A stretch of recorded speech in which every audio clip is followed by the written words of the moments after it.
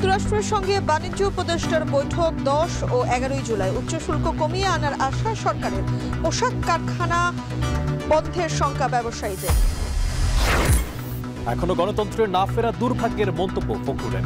বিএনপির নাম ভাঙিয়ে দখল চাঁদাবাজির বিরুদ্ধে ব্যবস্থা না নেওয়া উদ্দেশ্যমূলক বলছেন নেতারা। ফ্যাসিবাদ বিরোধী লড়াই শেষ হয়নি, কুষ্টিয়ার পথসভায় নাহিদ। নির্বাচন পেছানোর চক্রান্ত করছে কয়েকটি রাজনৈতিক দল, মেহেরপুরে হাসনা।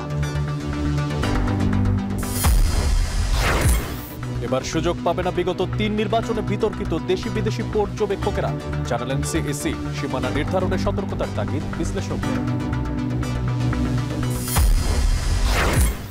এবং লঘুচাপের প্রভাবে মৌসুমের রেকর্ড বৃষ্টিতে ডুবল ফেনী শহর। দেশের বিভিন্ন স্থানে জলাবদ্ধতায় ভোগান্তি।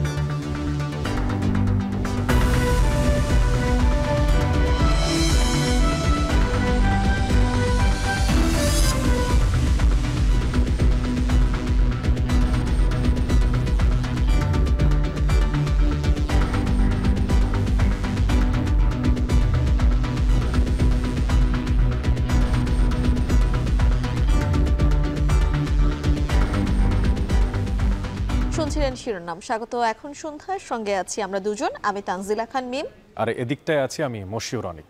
বাংলাদেশি পণ্যের উপরে 35% শুল্ক নির্ধারণ করলেন মার্কিন প্রেসিডেন্ট ডোনাল্ড ট্রাম্প। ওয়াশিংটনের সঙ্গে কোনো ধরনের চুক্তিতে না পৌঁছালে আগামী 1 আগস্ট থেকে যা কার্যকরের কথা রয়েছে। এই বিষয়ে বাংলাদেশ অন্তর্বর্তী সরকার প্রধান ডক্টর মোহাম্মদ ইউনূসকে চিঠি দিয়েছে হোয়াইট হাউস। বাংলাদেশ ছাড়াও 13টি দেশের কাছে নতুন শুল্কের পরিমাণ জানিয়ে চিঠি পাঠিয়েছে ডোনাল্ড ট্রাম্প। বিস্তারিত জানাচ্ছেন জাহানারা ভুইয়া। যুক্তরাষ্ট্রের বাণিজ্যিক ঘাটতি কমাতে গত 2 এপ্রিল বিশ্বের বিভিন্ন দেশের উপর উচ্চ হারে শুল্ক আরোপ করেন মার্কিন প্রেসিডেন্ট ডোনাল্ড ট্রাম্প। সেই তালিকায় বাংলাদেশের পণ্যের উপর সম্পূরক শুল্ক বসানো হয় 37%। অবশ্য এর কয়েকদিন পরই এসব দেশে 90 দিনের জন্য শুল্ক স্থগিতের সিদ্ধান্ত নেন ট্রাম্প, যার সময়সীমা বুধবার পর্যন্ত। এই পরিস্থিতিতে বাংলাদেশ সহ 14টি দেশের উপর শুল্কের নতুন তালিকা প্রকাশ করেছে হোয়াইট হাউস, যেখানে বাংলাদেশি পণ্যে সম্পূরক শুল্ক 60% থেকে কমিয়ে নির্ধারণ করা হয়েছে 35%। গত 3 মাসের আলোচনায় শুল্কের পরিমাণ কমেছে কেবল 2% এবং তা আগামী 1 আগস্ট থেকে কার্যকরের কথা রয়েছে। I would say firm, but not 100% firm. If they call up and they say, would like to do something a different way, we're going to be open to that. But essentially, that's the way it is right now, yeah. এ নিয়ে বাংলাদেশ অন্তর্বর্তী সরকার প্রধান doctor Mohammad ইউনূসকে চিঠি পাঠিয়েছে white house, যেখানে বলা হয়েছে ঘাটতি থাকা সত্ত্বেও বাংলাদেশের সঙ্গে বাণিজ্য চালিয়ে যেতে চায় যুক্তরাষ্ট্র। একই সঙ্গে আরোপ করা 35% শুল্ক মার্কিন বাণিজ্য ঘাটতি পূরণে প্রয়োজনের তুলনায় খুবই কম বলে উল্লেখ করা হয়। তবে বাংলাদেশের কোনো কোম্পানি যদি যুক্তরাষ্ট্রে পণ্য তৈরির সিদ্ধান্ত নেয়, সেক্ষেত্রে কোনো শুল্ক দিতে হবে না। এছাড়াও প্রয়োজনে শুল্কের পরিমাণ কমানো বা বাড়ানো হতে পারে বলেও উল্লেখ করা হয় চিঠিতে। বাংলাদেশ থেকে মূলত রেডিমেড গার্মেন্টস, জুতা, কৃষিজাত পণ্য, ফার্নিচার, পেট্রোলিয়াম গ্যাস, লোহা, কাঁচা তুলা সহ অনেক পণ্য আমদানি করা হয় যুক্তরাষ্ট্রে। মার্কিন ট্রেড ডিপার্টমেন্টের তথ্য মতে 2024 সালে বাংলাদেশ যুক্তরাষ্ট্রের মোট বাণিজ্য $10 বিলিয়ন, যার মধ্যে বাংলাদেশ থেকে $8.4 বিলিয়ন মূল্যের পণ্য আমদানি করে যুক্তরাষ্ট্র, আর বাংলাদেশে রপ্তানি করে $2.2 বিলিয়ন। এদিকে জাপান, দক্ষিণ কোরিয়া, মালয়েশিয়া, তিউনিসিয়া, কাজাখস্তানের উপর 25% শুল্ক নির্ধারণ করেছেন ট্রাম্প। এছাড়াও ইন্দোনেশিয়ার উপর 32%, সার্বিয়া ও বসনিয়ার উপর 35%, থাইল্যান্ড ও কম্বোডিয়ার উপর 36% এবং লাওসের উপর সর্বোচ্চ 40% শুল্ক আরোপ করেন তিনি। এই ইস্যুতে ইতিমধ্যে এসব দেশের সরকারের কাছে চিঠি পাঠিয়েছে white house. I want to go back to the trade deals. As you see, we have these beautiful letters that the president has signed. This one is to the president of the Republic of Korea, original signature on that, and these will be mailed. And then here we also have another letter to the Prime Minister of Japan as well. Both countries will be receiving a 25% tariff rate effective on August 1st. যুক্তরাষ্ট্রের commerce ডিপার্টমেন্টের তথ্য মতে এই 14 দেশ থেকে গত বছর $465 billion মূল্যের পণ্য ক্রয় করেছে। শুধুমাত্র জাপান ও দক্ষিণ কোরিয়া থেকেই কেনে $280 বিলিয়ন মূল্যের পণ্য। জাহানারা ভুইয়া, এখন বিশ্ব। অর্থ উপদেষ্টা ডক্টর সালেহুদ্দিন আহমেদ বলেছেন, যুক্তরাষ্ট্রের সঙ্গে বাণিজ্য উপদেষ্টার বৈঠকে উচ্চ শুল্ক কমিয়ে আনা সম্ভব হবে। আর প্রেস সচিব শফিকুল আলম বলেন, যুক্তরাষ্ট্র বাংলাদেশের ভালো বন্ধু উল্লেখ করে তিনি মনে করেন উইন উইন সিচুয়েশন আশা করছে সরকার। এদিকে মার্কিন শুল্ক না কমলে বহু পোশাক কারখানা বন্ধের শঙ্কা প্রকাশ করেছেন ব্যবসায়ীরা। আর ক্ষতি পোষাতে গ্যাস বিদ্যুতে সুবিধা বাড়ানোর তাগিদ দিয়েছেন অর্থনীতিবিদরা। রাব্বি হোসেনের প্রতিবেদন। যুক্তরাষ্ট্রের সাথে বাংলাদেশের বাণিজ্যিক সম্পর্ক দীর্ঘদিনের। পোশাক ছাড়াও বাংলাদেশ থেকে তৈরি চামড়া, পাটজাত ও কৃষিপণ্য রপ্তানি হয় যুক্তরাষ্ট্রে। এমনকি বাংলাদেশের বহু রপ্তানিকারক প্রতিষ্ঠান রয়েছে যারা তাদের 100% পণ্যই রপ্তানি করে থাকে যুক্তরাষ্ট্রে। গত 2 এপ্রিল হঠাৎই মার্কিন পণ্যে বাংলাদেশে 37% শুল্কারোপ সহ বিভিন্ন দেশের উপর শুল্ক বাড়িয়ে দেয় ট্রাম্প প্রশাসন। এরপরই কয়েকটি দেশের আবেদনের পরিপ্রেক্ষিতে সেই সিদ্ধান্ত 3 মাসের জন্য স্থগিত করে যুক্তরাষ্ট্র। সেই সময়সীমা শেষ হবার আগেই বাংলাদেশ সহ 14টি দেশের জন্য নতুন করে শুল্ক আরোপ করেছে মার্কিন প্রেসিডেন্ট ডোনাল্ড ট্রাম্প। বাংলাদেশের অন্তর্বর্তী সরকারের প্রধান উপদেষ্টার কাছে পাঠানো চিঠিতে ডোনাল্ড ট্রাম্প বলেন, ওয়াশিংটনের সঙ্গে কোনো ধরনের চুক্তিতে না পৌঁছালে 1 আগস্ট থেকে যুক্তরাষ্ট্রে পাঠানো বাংলাদেশি সব পণ্যের ওপর 35% শুল্ক আরোপ করা হবে। তবে শুল্ক আরোপ নিয়ে পূর্বের মতো দর কষাকষির সুযোগ থাকলেও বাংলাদেশি ব্যবসায়ীদের মাঝে দেখা দিয়েছে অস্বস্তি। বিশ্ব অর্থনীতির টালমাটাল পরিস্থিতিতে অতিরিক্ত শুল্ক আরোপ সামাল দিতে পারবে না বলছেন ব্যবসায়ীরা। এর আগে যুক্তরাষ্ট্রের 37% শুল্ক আরোপের ঘোষণার পর কার্যকর কূটনৈতিক তৎপরতার প্রত্যাশার কথা জানিয়ে ব্যবসায়ীরা বলেছেন, দ্রুত সমাধানে না গেলে পোশাক ব্যবসায়ীরা বড় ক্ষতির মুখে পড়বে। সরকারকে খুবই প্রোঅ্যাক্টিভ হতে হবে। যত প্রোঅ্যাক্টিভ হয় কত সরকার নিশ্চয়ই বিষয়টি বুঝছেন, কারণ এখানে অনেক ফ্যাক্টরি দ্রুত বন্ধ হয়ে যাবে, লক্ষ লক্ষ শ্রমিক বেকারত্ব বরণ করবে এবং এক ধরনের সামাজিক বিশৃঙ্খলা তৈরি হবে। এদিকে কূটনৈতিক তৎপরতার পাশাপাশি দীর্ঘমেয়াদে শুল্কারোপ এড়াতে যুক্তরাষ্ট্র ছাড়াও বিকল্প বাজার খোঁজার তাগিদ দিয়েছেন অর্থনীতিবিদরা।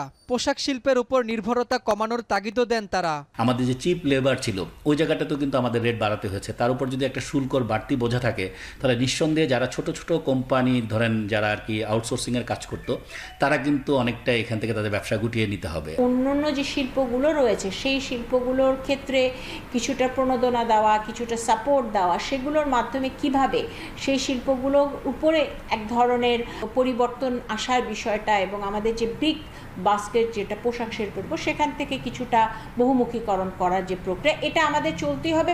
এদিকে বাংলাদেশি পণ্যের শুল্কারোপ নিয়ে যুক্তরাষ্ট্রের ইউএসটিআর এর সঙ্গে বাণিজ্য উপদেষ্টার বৈঠক থেকে ভালো কিছু আসবে বলে আশা প্রকাশ করেন প্রেস সচিব শফিকুল আলম।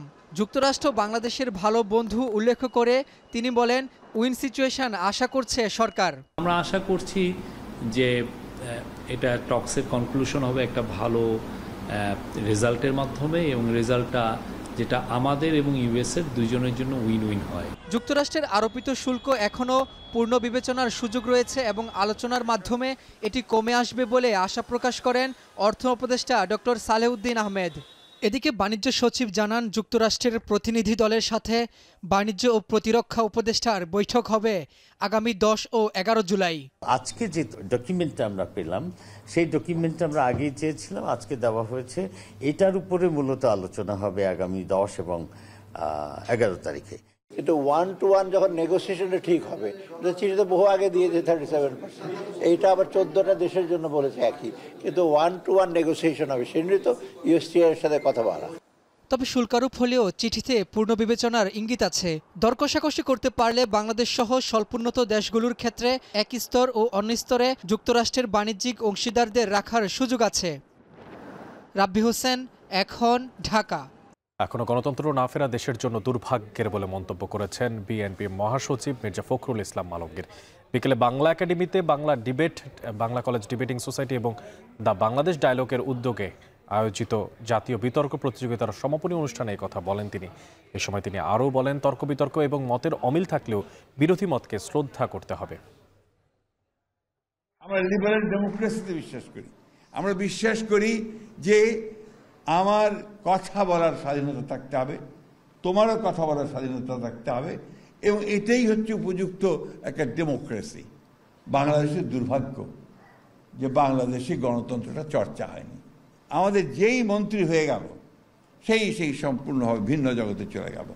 তার সেলিউট, তার বাঁশি, গাড়ির সামনে একটা গাড়ি, পেছনে আরেকটা গাড়ি, এই যে মানসিকতাটা তৈরি হয়, এই মানসিকতাটা কিন্তু আমাকে ধীরে ধীরে ওই ডিক্টেটরের দিকে নিয়ে যায়।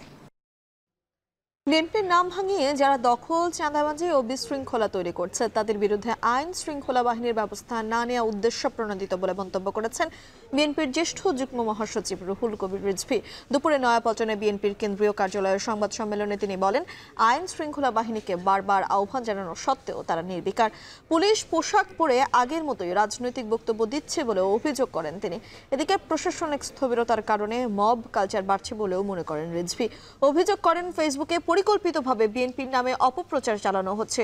শেখ হাসিনার মতোই নির্বাচন পেছাতে সরকার নানা বয়ান দিচ্ছে বলেও মন্তব্য করেন রিজভী।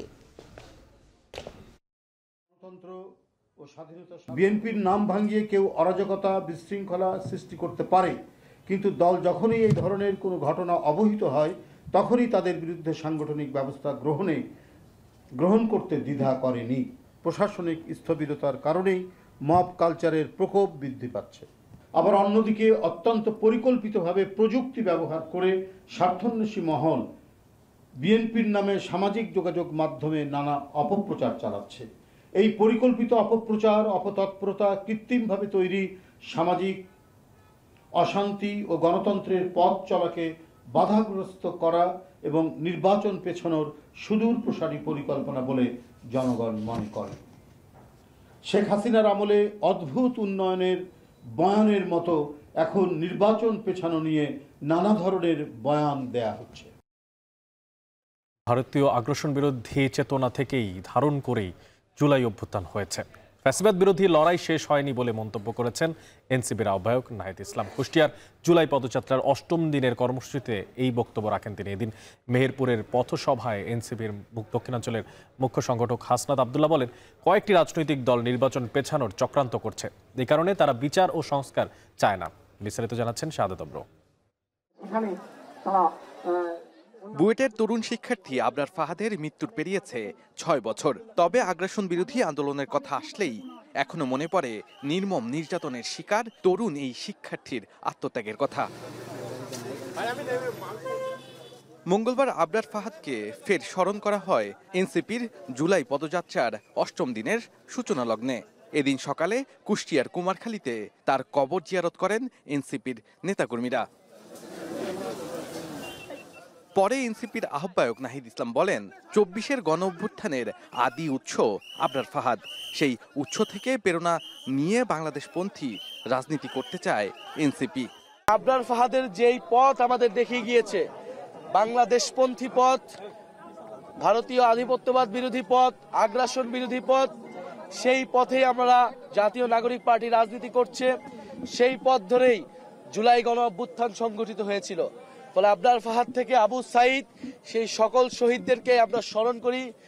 এরপর কুষ্টিয়ার ৫ রাস্তা মোড়ে পথসভায় আগ্রাসন বিরোধী রাজনীতির আকাঙ্ক্ষা পুনর্ব্যক্ত করেন তিনি। শহীদ আবরার থেকে শহীদ আবু সাইদ, শহীদ ইয়ামিন পর্যন্ত বাংলাদেশের মানুষের যে আশা আকাঙ্ক্ষা, বাংলাদেশ পন্থী রাজনীতির যে আকাঙ্ক্ষা, আধিপত্যবাদ এবং আগ্রাসন বিরোধী রাজনীতির আশা আকাঙ্ক্ষা, সেই আশা আকাঙ্ক্ষাকে ধারণ করেই আমরা এগিয়ে যাব। বিকেলে এনসিপির জুলাই পদযাত্রা পৌঁছায় মেহেরপুরে। সেখানে পথসভায় দলের দক্ষিণাঞ্চলের মুখ্য সংগঠক হাসনাত আবদুল্লাহ কয়েকটি রাজনৈতিক দলের বিরুদ্ধে নির্বাচন পেছাতে ষড়যন্ত্রের অভিযোগ আনেন। বলেন, তারা নির্বাচন চায় না বলেই বিচার ও সংস্কার চায় না। কিছু রাজনৈতিক দল এখন ঐক্যবদ্ধ হয়েছে নির্বাচনকে পিছিয়ে দেওয়ার জন্য। তারা সংস্কারও চায় না, তারা বিচারও চায় না। এটি করে করে এখন তারা নির্বাচনকে পিছিয়ে দিতে যাচ্ছে। তারা যদি নির্বাচন চায় তাহলে সংস্কার এবং বিচার অতি দ্রুত শেষ করতে চাইতো। এনসিপির রাজনীতি দিল্লিপন্থী নয়, বরং বাংলাদেশপন্থী, এমন মন্তব্য করেন তিনি। শাহাদাত অফ্র, এখন মেহেরপুর। ২০০৮-এর সংসদ নির্বাচনের আগে ব্যাপক তছনছ করা হয়েছে সংসদীয় আসনের সীমানা। তৎকালীন নির্বাচন কমিশন আওয়ামী লীগকে সুবিধা দিতে তাদের মন মতো সীমানা সাজিয়েছে বলে অভিযোগ রয়েছে। তাই বিশ্লেষকরা বলছেন এবার সতর্কতার সাথে সীমানা পুনর্নির্ধারণ করতে হবে। এ নিয়ে বিগত সময়ের তুলনামূলক বিবরণী প্রস্তুত করছে নির্বাচন কমিশন। বিস্তারিত জানাবেন বিলায়েত হোসাইন। ঢাকা জেলার দোহার এবং নবাবগঞ্জ ব্রিটিশ শাসনামল থেকেই এই দুটি উপজেলা প্রশাসনিক এবং অর্থনৈতিক দিক থেকে পুরো আলাদা।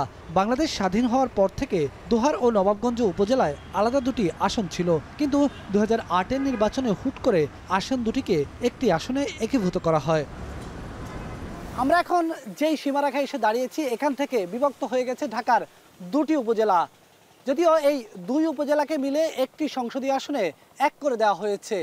এখানকার মানুষ বলছেন একসময় এই দুই উপজেলা মিলে দুটি আসনই ছিল, তাহলে কার স্বার্থে এই দুই উপজেলার মানুষকে একটি আসনে এনে সীমাবদ্ধ করে দেওয়া হয়েছে? 8টি ইউনিয়ন পরিষদ ও একটি পৌরসভা নিয়ে গঠিত দোহার উপজেলা, অন্যদিকে 14টি ইউনিয়ন নিয়ে গঠিত নবাবগঞ্জ উপজেলা। দুটি আসন এখন একটিতে পরিণত হওয়ায় দুই উপজেলায় সরকারি বরাদ্দ কমেছে। এছাড়া একজন সংসদ সদস্যের পক্ষে এত বিস্তৃত এলাকার সব অধিবাসীকে যথাযথভাবে সেবা দেওয়া সম্ভব নয় বলে মনে করেন দুই উপজেলার ভোটাররাই। দুইটা করলে ধন একটা এমপি যা আনতে পারবো, দুইটা এমপি তার বেশি আনতে পারবো, দেশে কাজ বেশি করতে পারবো। দুইটা এমপির চাপ একটা লোকের ঘাড়ে যায় পড়ে, তো দুইজন লোকের কাজ তো আসলে একজন করতে পারে না। সংশ্লিষ্টদের প্রশ্ন, একটি আসনে সীমাবদ্ধ রাখা দোহার এবং নবাবগঞ্জ দুই উপজেলার আয়তন মিলে যেখানে প্রায় 400 বর্গ কিলোমিটার, সেখানে মাত্র 167 বর্গ কিলোমিটারের কেরানীগঞ্জ উপজেলাকে ভাগ করে কেন দুটি আসন করা হয়েছে? এখানে বিষয়টা হচ্ছে যে এটা যারা করছে তারা একটা মানে অসৎ উপায়ে নির্বাচনের ফলাফল বের করার জন্য এটা করছে। 2008 সালের নির্বাচনের আগ পর্যন্ত কুমিল্লার সদরের কিছু অংশ এবং সদর দক্ষিণ উপজেলা নিয়ে গঠিত ছিল কুমিল্লা 9 আসন। পরের কয়েক ধাপে এই আসনটিকে ভেঙে খণ্ড খণ্ড করে 3টি আসনের সাথে যুক্ত করে দেওয়া হয়, ফলে আসনটির অস্তিত্ব একেবারে বিলুপ্ত হয়ে যায়। আমি যে ইউনিয়নের বাসিন্দা, কত বড় অন্যায়, কত বড় জালিয়াত! আমার নিজ ইউনিয়নটা দিল আরেকটা আসনের সাথে, মানে আমি আসনবিহীন হয়ে পড়লাম। আমার এক ইউনিয়ন দিল শহরের লাগে, তা আমার যদি ঠিকানাই যদি মূল ব্যাপারে, তাহলে আসন তো থাকে না। অভিযোগ রয়েছে 2008 সালের নির্বাচনে আওয়ামী লীগকে বাড়তি সুবিধা দিতে কম বেশি 150 আসনে হাত দেয় তৎকালীন নির্বাচন কমিশন। এক উপজেলার অংশ কেটে যেমন অন্য আসনের সঙ্গে যোগ করা হয়, তেমনি বিএনপির ভোট বেশি এমন কিছু আসন কার্যত বিলুপ্ত করা হয়। তখনকার নির্বাচন কমিশন এগুলো ওরা যেভাবে বলে দিয়েছে সেভাবে করেছে, সীমানা তারা পুনর্বিন্যাস করেছে সুবিধা অনুযায়ী। তো সেগুলো এখন একটা রেশনাল জায়গায় আসতে হবে। এক দেখতে হবে পপুলেশন, আর দেখতে হবে জিওগ্রাফিক্যাল কন্টিগুইটি। এই সীমা নির্ধারণের ক্ষেত্রে একটা জটিলতা এটা হতে পারে।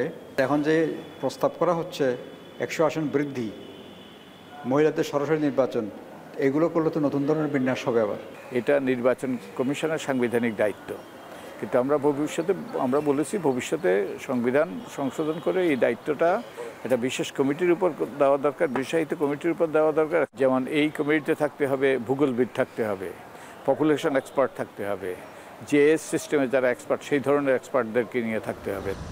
নির্বাচন কমিশন সূত্র বলছে 2001, 2008, 2013, 2018 ও 2014 সালে কোন আসনে কি ধরনের পরিবর্তন করা হয়েছে তার তুলনামূলক বিবরণী প্রস্তুত করেছে ইসি। নির্বাচন বিশ্লেষকদের মতে আসন্ন জাতীয় সংসদ নির্বাচনের আগে সবচেয়ে জটিল কাজ হবে সীমানা পুনর্নির্ধারণের কাজ, তাই এটিকে সমাধান করতে হবে অত্যন্ত সুচারুভাবে। আসন বণ্টনের ক্ষেত্রে ঢাকা শহরে জনসংখ্যা অনুপাতে যদি আসন দেন আপনি, ঢাকা শহর অনেক বেশি আসন পেয়ে যাবে, সেটা করা উচিত হবে না। সেই জন্য ঢাকা শহরে কয়টা আসন থাকবে, চিটাগং শহরে কয়টা আসন থাকবে, আবার সারা দেশের আপনি ডিসপার্সাল কীভাবে করবেন, জেলাওয়ারি কত আসন আপনি মিনিমাম রাখবেন, এগুলো একটা ফর্মুলাতে আসতে হবে। এই বছর যেহেতু সংবিধান সংশোধন করা যাচ্ছে না, নির্বাচন কমিশনকে বিতর্কের ঊর্ধ্বে রাখার জন্য আমরা প্রস্তাব করেছি যে এবার কমিশনের উদ্যোগেই একটা কমিটি করা হোক, ওই এক্সপার্টদেরকে নিয়ে। ওই কমিটি এই সীমানা উদ্ধারণের কাজটা করবে।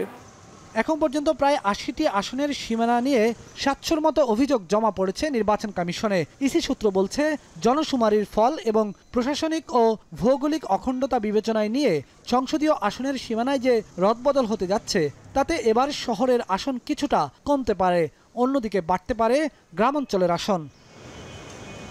বেলায়েত হোসাইন, এখন ঢাকা। বিগত 3 নির্বাচনকে বৈধতা দেয়া দেশি বিদেশি পর্যবেক্ষকদের আগামী নির্বাচনে সুযোগ দেয়া হবে না বলে সাফ জানিয়েছেন প্রধান নির্বাচন কমিশনার AMM নাসির উদ্দিন। একই সাথে সংসদ নির্বাচন সুষ্ঠু করতে সরকারি কর্মকর্তা এবং সংশ্লিষ্টদের সহযোগিতা চান তিনি।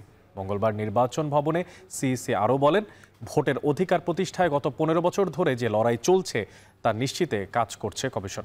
বিস্তারিত জানাচ্ছেন মিয়া আমিরুল। সংসদ নির্বাচন পরিচালনায় রাষ্ট্রের বিভিন্ন পর্যায়ের কর্মকর্তাদের নিরপেক্ষ ভূমিকা যেমন গুরুত্বপূর্ণ, তেমনই ভূমিকা থাকে দেশি বিদেশি নির্বাচন পর্যবেক্ষকদেরও। তবে বিগত 3টি সংসদ নির্বাচনে এই দুই পক্ষের বিরুদ্ধে রয়েছে পক্ষপাতিত্বের নানা প্রমাণ। আগামী জাতীয় সংসদ নির্বাচনে তেমনটা চান না প্রধান নির্বাচন কমিশনার। মঙ্গলবার সকালে কানাডা হাইকমিশনের প্রতিনিধি দলের সাথে বৈঠক শেষে কমিশন প্রধান AMM নাসির উদ্দিন বললেন, আগের আমলের অনিয়মের নির্বাচনকে বৈধতা দেওয়া পর্যবেক্ষকদের এবার সুযোগ দেওয়া হবে না নির্বাচন পর্যবেক্ষণে।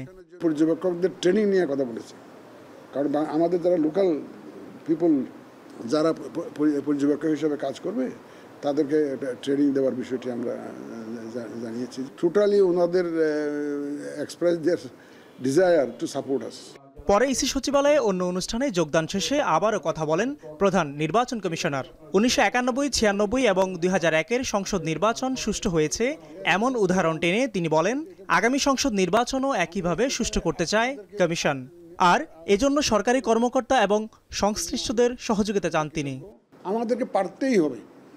আমাদের এই যে প্রশাসন ক্যাডারের তাদের যে ইমেজ যে ক্ষুণ্ণ হয়েছে, এদের ভাবমূর্তি সিরিয়াসলি এফেক্টেড হয়েছে, পুলিশের ভাবমূর্তি সিরিয়াসলি এফেক্টেড হয়েছে, আইনশৃঙ্খলা বাহিনীর ভাবমূর্তি সিরিয়াসলি এফেক্টেড হয়েছে। এই ভাবমূর্তি পুনরুদ্ধারের জন্য এইটাই হচ্ছে সুযোগ। এদিন সংসদ নির্বাচনের সময়সীমার বিষয়ে আবারও স্পষ্ট করেন প্রধান নির্বাচন কমিশনার। বলেন, ভোটের সময় ঠিক হলে তফসিল ঘোষণার অন্তত 60 দিন আগে তা জানানো হবে। ইলেকশনের তারিখ তো আমিও জানি না, আপনাদেরকে জানাবো 2 মাস আগে জানাবো। তো 2 মাস আগে একদম পুরো ডিটেলস জানিয়ে দেবো, কোন দিন ভোট হবে, কোন দিন নমিনেশন হবে। ধৈর্য ধরতে হবে, প্লিজ ওয়েট অ্যান্ড সি। অবাধ, সুষ্ঠু ও নিরপেক্ষ নির্বাচন আয়োজনে জনগণের কাছে সঠিক সংবাদ প্রচারের আহ্বান জানান প্রধান নির্বাচন কমিশনার। যে আপনারা স্ক্রল দিলে আমরা যেটা ভালো করছি ওখান থেকে দিয়েন, কিছু পজিটিভলি যাতে নেয়। মিয়া আমিরুল, এখন ঢাকা। শেখ হাসিনা ও তার পরিবারের সদস্যদের বিদেশে থাকা সম্পদের তথ্য প্রমাণ যথাসময় না পাওয়ায় অনুসন্ধান ও তদন্ত বিলম্বিত হচ্ছে বলে জানিয়েছেন দুদক মহাপরিচালক আক্তার হোসেন। বিকেলে দুর্নীতি দমন কমিশন সংবাদ সম্মেলনে কথা বলেন তিনি। এ সময় তিনি আরও বলেন, শেখ পরিবারের বিরুদ্ধে আরও বেশ কিছু অনুসন্ধান চলছে, তবে আইন অনুযায়ী নির্ধারিত সময়ের মধ্যেই প্রতিবেদন জমা দেওয়ার আশাবাদ ব্যক্ত করেন তিনি। পলাতকদের ফিরিয়ে আনা, অনুসন্ধান ও বিচার কাজ চলমান থাকবে বলেও জানান দুদক মহাপরিচালক। এদিকে অবৈধ সম্পদ অর্জনের অভিযোগে কুমিল্লার সাবেক এমপি আবুল কালাম আজাদের বিরুদ্ধে দুদকের অনুসন্ধান শুরু হয়েছে। আমাদের যে টাইম ফ্রেম আছে সেটা অনুসরণ করেই তারা চেষ্টা করছে রিপোর্ট যথাসময়ে দাখিল করার জন্য। আপনারা নিশ্চয়ই জানেন যে আমরা এর আগেও আপনাদেরকে জানিয়েছি যে যেসব ক্ষেত্রে দেশের বাইরে থেকে অনেক তথ্যাদি আমাদের সংগ্রহ করতে হয়, যেগুলিতে আমরা মিউচুয়াল লিগ্যাল অ্যাসিস্ট্যান্স রিকোয়েস্ট পাঠিয়েছি অনেক জায়গা থেকে, এখনও আমরা দালিলিক প্রমাণাদি সংগ্রহ করতে পারিনি বা আমাদের কাছে এখনও সেগুলি এসে পৌঁছায়নি। সেই কারণে কিছুটা সময় লাগছে এবং এটা পাওয়া সাপেক্ষে নিশ্চয়ই তারা তাদের প্রতিবেদন দাখিল করবে। সাগরে সৃষ্ট লঘুচাপের প্রভাবে ভারী বর্ষণের কবলে দেশের বিভিন্ন অঞ্চল। ফেনীতে 30 ঘন্টার বেশি সময় ধরে 347 মিলিমিটার বৃষ্টির রেকর্ড করা হয়েছে, যা মৌসুমের সর্বোচ্চ। ভারী বর্ষণে পানি বেড়েছে নদ নদীতে, তলিয়েছে গুরুত্বপূর্ণ সড়ক, অফিস আদালত, স্কুল কলেজ ও ব্যবসা প্রতিষ্ঠান। এতে সকাল থেকে ভোগান্তিতে পড়েন শিক্ষার্থী ও কর্মজীবীরা। বৈরী আবহাওয়ার কারণে দেশের সমুদ্র ও নদী বন্দরকে সতর্ক সংকেত দেখিয়ে যেতে বলা হয়েছে। বিস্তারিত প্রতিবেদনে। 30 ঘন্টার বেশি সময় ধরে বিরামহীন বৃষ্টির কবলে ফেনী জেলায় মৌসুমে সর্বোচ্চ বৃষ্টিপাতের রেকর্ড করেছে আবহাওয়া অফিস। টানা বৃষ্টিতে শহরের রামপুর শাহিন একাডেমি, পাঠানবাড়ি, নাজির রোড, পেট্রোবাংলো সহ বিভিন্ন এলাকায় তৈরি হয় জলাবদ্ধতা। দুর্ভোগে পড়েন স্কুলগামী শিক্ষার্থী ও কর্মজীবীরা। ভারী বর্ষণে বাড়ছে সীমান্তবর্তী মহুরী, কহুয়া ও সিলোনিয়া নদীর পানি। বৃষ্টিতে তলিয়েছে নোয়াখালীর জেলা প্রশাসক ও পুলিশ সুপারের কার্যালয়ের সামনের সড়ক। এছাড়া পৌরসভার সবকটি ওয়ার্ডের সড়কে জলাবদ্ধতা তৈরি হওয়ায় ভোগান্তিতে পড়েন পৌরবাসী। আর জেলা আদালত ভবনের নিচতলায় পানি প্রবেশ করায় ব্যাহত হয় স্বাভাবিক কার্যক্রম। কালকে রাত থেকে এখানে অনেক বৃষ্টির পর থেকে পানি সরার কোনো ইয়ে নেই। রাতও অনেক বৃষ্টি ছিল, সকালেও বৃষ্টির কারণে মানুষের চলাফেরা কষ্ট হয়ে যেতেছে। এটা হচ্ছে আমার ঘর, 1 ঘন্টা বৃষ্টি হলে 7 দিন লাগে পানি নামতে, অথচ পৌরসভা ইচ্ছা করলে একটু যদি আমাদের সুনজর দিত তাহলে আমাদের করুণ অবস্থা হইতো না। রাস্তাঘাটের অবস্থা তো ভয়াবহ ভাই, কোনো রাস্তা নাই, ড্রেন নাই, একটু বৃষ্টি হইলেই পুরো রাস্তা পানি। দক্ষিণ পশ্চিম মৌসুমি বায়ুর কারণে উপকূলীয় জেলা পটুয়াখালীতে বিরাজ করছে বৈরী আবহাওয়া। জলাবদ্ধতার কবলে সবুজবাগ, নতুন বাজার ও তিতাস মোড় সহ শহরের বিভিন্ন সড়ক। তলিয়েছে গ্রাম অঞ্চলের অসংখ্য মাছের ঘের ও পুকুর। বৃষ্টি অব্যাহত থাকলে বীজতলা ও ফসলের ক্ষতির শঙ্কা কৃষকের।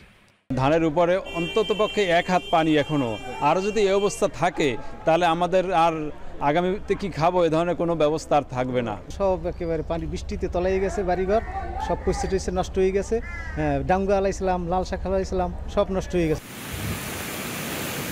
বৈরী আবহাওয়ার কারণে পায়রা সমুদ্র বন্দর সহ দেশের সকল সমুদ্র বন্দরকে 3 নম্বর সতর্ক সংকেত এবং নদী বন্দরগুলোকে 1 নম্বর সতর্ক সংকেত দেখাতে বলা হয়েছে। এছাড়া উপকূলীয় অঞ্চলের মাছ ধরা ট্রলারকে নিরাপদ আশ্রয়ে থাকার নির্দেশ দেওয়া হয়েছে। আবহাওয়া অফিস জানিয়েছে, মৌসুমি বায়ু সক্রিয় থাকায় এসব এলাকায় আরও কয়েকদিন বৃষ্টি অব্যাহত থাকতে পারে। সাদাত শাহেদ, এখন। তত্ত্বাবধায়ক সরকার ব্যবস্থার প্রধান বিলুপ্ত করা সংবিধানের 15 সংশোধনীর অংশটি বাতিল ও সংবিধানে যে কোনো সংশোধনী আনতে গণভোটের বিধান পুনরুজ্জীবিত করে পূর্ণাঙ্গ রায় প্রকাশ করেছে হাইকোর্ট। দুপুরে এই রায় প্রকাশ করা হয়। গেল ডিসেম্বরে সংবিধানের 15 সংশোধনী চ্যালেঞ্জ করে করা 2 রিট মামলার রুলের ওপরে চূড়ান্ত শুনানি শেষে বিচারপতি ফারা মাহবুব ও বিচারপতি দেবাশিস রায়চৌধুরীর হাইকোর্ট বেঞ্চ এই রায় দেন। এর ফলে দলীয় সরকারের অধীনে সংসদ নির্বাচনের যে বিধান আওয়ামী লীগ করেছিল তা বাতিল হয়ে গেল। পরবর্তীতে নির্বাচনকালীন তত্ত্বাবধায়ক সরকার ব্যবস্থা ফেরার পথ সুগম হলো। এই রায়ে সংবিধানের 142 নম্বর অনুচ্ছেদও পুনরুজ্জীবিত হয়েছে। এই ধারায় গণভোটের মাধ্যমে সংবিধান সংশোধন করার সুযোগ রয়েছে। এছাড়া 15 সংশোধনী আইনের মাধ্যমে সংবিধানে যুক্ত 7 ক, 7 খ, 44 অনুচ্ছেদ বাতিল ঘোষণা করা হয়েছে, যেখানে সংবিধানের একটি বড় অংশের পরিবর্তন অসম্ভব করে রাখা হয়েছিল।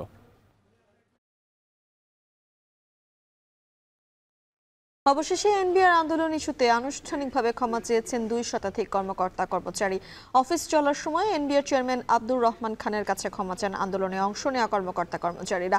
এর আগে ঢাকা কাস্টমস হাউস পরিদর্শনে এনবিআর চেয়ারম্যান বলেছিলেন, আন্দোলনে অংশ নেওয়া কর্মকর্তা কর্মচারীরা দায়িত্বশীল আচরণ করলে ভয়ের কারণ নেই, তবে সীমা লঙ্ঘনকারীদের ভিন্নভাবে দেখা হবে।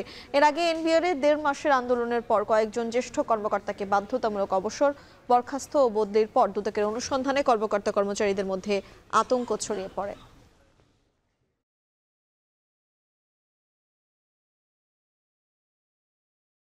জঙ্গি সংশ্লিষ্টতার অভিযোগে মালয়েশিয়া থেকে ফেরত পাঠানো 3 জন ও বাংলাদেশ থেকে গ্রেফতার 4 জনকে 4 দিনের রিমান্ডে নিয়েছে পুলিশ।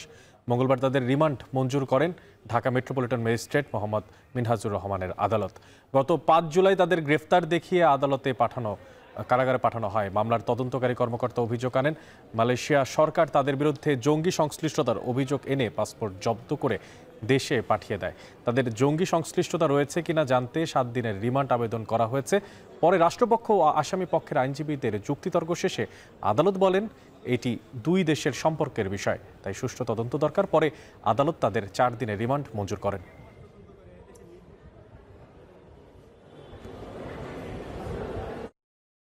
রাজধানীর যাত্রাবাড়িতে একটি বাসায় ডাকাতের ঘটনায় ইসমাইল হোসেন নামে এক বৃদ্ধ নিহত হয়েছেন। আহত হয়েছেন তার স্ত্রী সালেহা বেগম। মঙ্গলবার ভোর 4টার দিকে যাত্রাবাড়ি বিবির বাগিচায় ইত্যাদি গলির একটি বাসায় ডাকাতির ঘটনা ঘটে। ভোরে 5 তলা ভবনের দ্বিতীয় তলার জানালার গ্রিল কেটে একদল ডাকাত ভেতরে ঢুকে স্বামী স্ত্রীকে মারধর ও ছুরি দিয়ে আঘাত করে পালিয়ে যায়। পরে খবর পেয়ে স্বজনরা গুরুতর আহত অবস্থায় উদ্ধার করে ঢাকা মেডিকেল কলেজ হাসপাতালে নিলে কর্তব্যরত চিকিৎসক ইসমাইল হোসেনকে মৃত ঘোষণা করেন। ডাকাতরা নিহতের স্ত্রী সালেহা বেগমের পায়ের রক কেটে ফেলায় তাকে রাজধানীর পঙ্গু হাসপাতালে পাঠানো হয়েছে। গাজায় ইসরায়েলি বাহিনীর বিরামহীন গোলাবর্ষণ আর অস্ত্রবিরতির চাপের মুখোমুখি ট্রাম্প নেতানিয়াহু। দ্বিপাক্ষিক শান্তির সম্ভাবনা আরও ম্লান হয়ে গেছে। ঠিক এরই কারণে গাজা থেকে ফিলিস্তিনিদের সরিয়ে নেয়ার আহ্বান জানিয়েছে ইসরায়েলি প্রধানমন্ত্রী। আগ্রাসন বন্ধের কোনো সম্ভাবনা তো দেখা যাচ্ছেই না, বরঞ্চ আত্মতুষ্ট মার্কিন প্রেসিডেন্টকে নোবেল শান্তি পুরস্কারের জন্য মনোনীত করেছেন নেতানিয়াহু। বিস্তারিত জানাচ্ছেন নুজহাত কামাল। গাজায় প্রায় 2 বছরের আগ্রাসনে 60,000-এর বেশি মানুষ হত্যা করেও হাসি মুখে হোয়াইট হাউসে ইসরায়েলি প্রধানমন্ত্রী। মার্কিন প্রেসিডেন্টকে তোষামত করেই যেন সব খুন মাফ।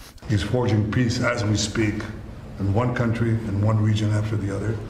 So I want to present to you, Mr. President, the letter I sent to the Nobel Prize Committee. It's nominating you for the Peace Prize, which is well deserved. We've worked together for a long time, and we've done well together. We had a great time. Which saves a lot of work, but we had a great result recently, and we're going to have a lot of great results. So. দুই নেতা শান্তি প্রতিষ্ঠায় বিরল অর্জনের দাবি করলেও গাজার দিকে তাকালে তার কোনো ছাপ মেলে না। ক্রমশ মৃত্যুর মিছিল দীর্ঘ হচ্ছে, স্বজনহারা অভুক্ত মানুষের আহাজারি চলছে। কাতারের রাজধানী দোহায় ইসরায়েল হামাস শান্তি আলোচনা চললেও নেই গাজায় হামলা বন্ধের আভাস। একদিনে আরও 1/2 শতাধিক ফিলিস্তিনিকে হত্যা আর দ্বিপাক্ষিক শান্তির সম্ভাবনা আরও ম্লান করে দিয়ে ট্রাম্পের সঙ্গে বৈঠকে গাজা থেকে ফিলিস্তিনিদের সরিয়ে নেওয়ার ওপর জোর দেন নেতানিয়াহু। এমন পরিস্থিতিতেই হোয়াইট হাউসের বাইরে অবস্থান নেন গাজায় যুদ্ধ বন্ধের সমর্থকরা। We are here because Gaza is still standing. Because I can't stand the fact that people are suffering and being killed. We shouldn't be silent. We should raise our voices because if today is their turn, tomorrow is our turn. অন্যদিকে কয়েক সপ্তাহের ব্যবধানে ফের ইয়েমেনে হামলা চালিয়েছে Israel. বন্দর ও বিদ্যুৎ কেন্দ্র লক্ষ্য করে হয় সোমবারের হামলা। এর আগে লোহিত সাগরে ম্যাজিক সিস নামের একটি বিশাল পণ্যবাহী জাহাজ লক্ষ্য করে হামলা চালায় ইয়েমেনের হুথি বিদ্রোহীরা। والقوة الصاروخية وسلاح الجو المسير في القوات المسلحة اليمنية سفينة ماجيك سيز التابعة لشركة انتهكت حظر الدخول إلى موانئ فلسطين المحتلة. যদিও জাহাজটি থেকে 22 নাবিকের সবাইকে উদ্ধারের কথা জানিয়েছে সংযুক্ত আরব আমিরাতের একটি জাহাজ পরিচালনাকারী প্রতিষ্ঠান। নুজহাত কামাল, এখন বিশ্ব। যুক্তরাষ্ট্রের টেক্সাসের প্রলয়ঙ্কারী বন্যায় মৃতের সংখ্যা বেড়ে দাঁড়িয়েছে 104 জনে। সময়ের সাথে ম্লান হয়ে আসছে নিখোঁজ মানুষদের জীবিত উদ্ধারের চেষ্টা। সম্ভাব্য আর্থিক ক্ষতি 1800 থেকে 2200 কোটি ডলার। এখনও বন্যার সতর্কতা জারি রয়েছে 50 লাখ মানুষের বসতি জুড়ে। বিস্তারিত জানাচ্ছেন নুজহাত কামাল।